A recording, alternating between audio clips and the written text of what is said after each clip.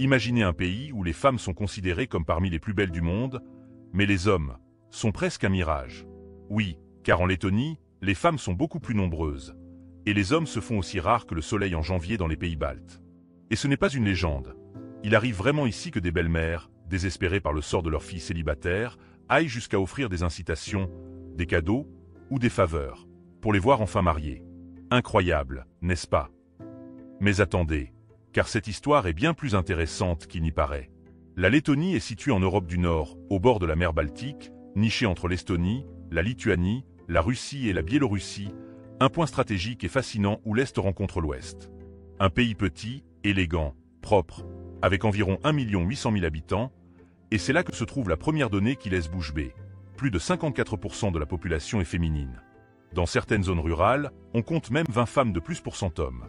Et cette disproportion a créé une situation sociale vraiment unique. Une réalité où le romantisme est devenu presque une mission nationale. Mais comment en est-on arrivé là? La réponse réside dans l'histoire récente. Après la fin de l'Union soviétique, de nombreux hommes lettons ont quitté le pays pour chercher fortune ailleurs. Allemagne, Norvège, Royaume-Uni. Ceux qui sont restés ont souvent préféré une vie plus tranquille, le travail, la bière entre amis, et ainsi, année après année, les femmes se sont retrouvées seules, indépendantes, instruites, mais avec très peu de chances de rencontrer un partenaire local. Et c'est de là que naît le phénomène des belles-mères sponsors, des mères qui, pour caser leurs filles, sont prêtes à tout, à offrir des maisons, des voitures, des terrains, et même des vacances payées, juste pour attirer des prétendants sérieux.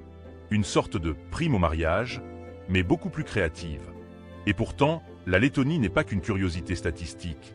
C'est l'un des pays les plus beaux et les plus surprenants d'Europe. Riga, la capitale, est un musée à ciel ouvert, plein de palais art nouveau, de ponts illuminés, de lieux de design et de rues qui semblent tout droit sortis d'un film romantique nordique. Ici, chaque coin respire l'histoire, mais aussi la jeunesse et l'innovation, car la ville est pleine d'étudiants, de start-ups et d'une vie nocturne inattendue. Et quand le soir tombe, entre les lumières du centre et la musique qui sort des pubs, vous comprenez que vous êtes dans un endroit où la nostalgie côtoie l'envie de vivre. Hors des villes, en revanche, se trouve la véritable âme lettonne. Des forêts infinies, des lacs transparents, des plages immenses et silencieuses. Le tout enveloppé d'une atmosphère presque magique. En été, le soleil se couche tard et le ciel reste clair jusqu'à minuit. En hiver, la neige recouvre tout, transformant le pays en un conte de fées blancs. Et si vous aimez la nature authentique, vous trouverez ici un sentiment de paix difficile à expliquer. Se promener dans les bois lettons, c'est comme entrer dans un tableau où le temps s'est arrêté. Mais revenons aux protagonistes, les femmes lettonnes. Élégantes, réservées, fières et intelligentes. Elles parlent souvent 3 langues, travaillent dans des secteurs modernes comme l'informatique ou le tourisme, et aiment soigner chaque détail de leur apparence. Ce n'est pas seulement une question de beauté, mais de culture, de respect pour elles-mêmes et pour ceux qui les entourent. Beaucoup rêvent encore du véritable amour, celui qui est solide, en couple, et malgré l'indépendance qu'elles ont conquise, le désir de fonder une famille reste fort. Et c'est peut-être justement ce contraste, entre force et douceur, qui fascine tant ceux qui visitent la Lettonie. Et savez-vous quel est un autre aspect surprenant? Les hommes lettons, ceux qui sont là, ne vivent pas exactement sous pression. Avec autant de femmes autour d'eux, ils se trouvent souvent dans une position de luxe relationnel. Mais tous ne savent pas le gérer. De nombreux touristes racontent une atmosphère presque inversée par rapport à de nombreux autres pays, où ce sont les femmes qui font le premier pas, qui invitent, qui se montrent intéressées. Une société plus directe, plus équilibrée dans les dynamiques sentimentales, mais aussi plus ouverte et moderne que ce à quoi on pourrait s'attendre. Il y a aussi un côté plus profond, moins connu, le côté spirituel. En Lettonie, les anciennes traditions païennes coexistent encore avec la modernité. Pendant le solstice d'été, par exemple, on célèbre la fête de J, une énorme célébration de la nature, de la fertilité et du feu. Les gens se rassemblent dans les champs, allument des feux de joie, chantent, dansent et tressent des couronnes de fleurs sur leur tête. C'est un moment d'union et de renaissance, où l'amour trouve aussi son espace magique. Car, dit-on, celui qui s'embrasse sous un bouleau pendant J trouvera le bonheur éternel. Et puis il y a une autre raison pour laquelle tant de voyageurs restent enchantés. Le calme. La Lettonie a un rythme lent, presque hypnotique. Ici, la vie ne court pas, elle s'écoule. Il n'y a pas de grande métropole bruyante ou stressante.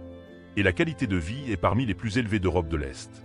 De nombreux étrangers, après l'avoir visité, décident d'y rester, ouvrir un B&B, un petit restaurant, ou simplement vivre entouré de nature et de gentillesse. Un endroit où même ceux qui viennent de loin se sentent rapidement partie de la communauté. Bref, La Lettonie est bien plus qu'un titre curieux sur Internet. C'est un pays qui surprend, émeut et fait réfléchir. Un endroit où la beauté n'est pas seulement dans le visage des gens, mais dans la manière dont ils vivent leur quotidien.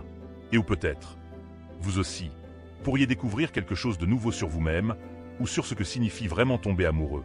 Alors dites-moi, d'où regardez-vous cette vidéo? Aimeriez-vous visiter la Lettonie, ou peut-être y vivre un peu?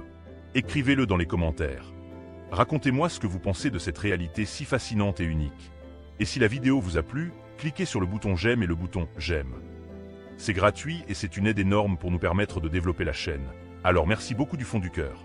Et n'oubliez pas de cliquer sur l'une des vidéos que vous voyez à l'écran pour continuer à voyager avec moi. Car la prochaine vous surprendra encore plus.